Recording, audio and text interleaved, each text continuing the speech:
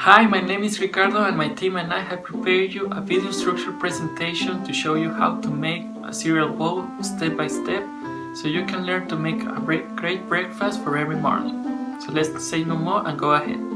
First, we need a deep bowl.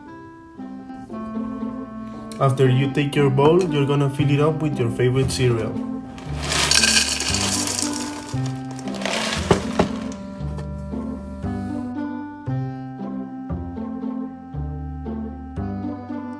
Then you grab the milk.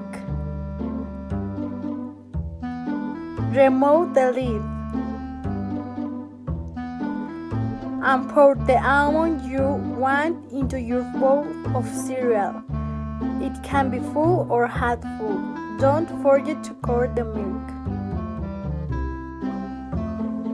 You also need a spoon.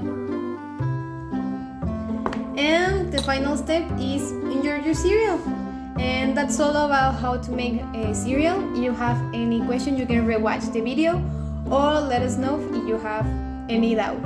And that's all. You can enjoy your cereal at morning, at night, wherever you want.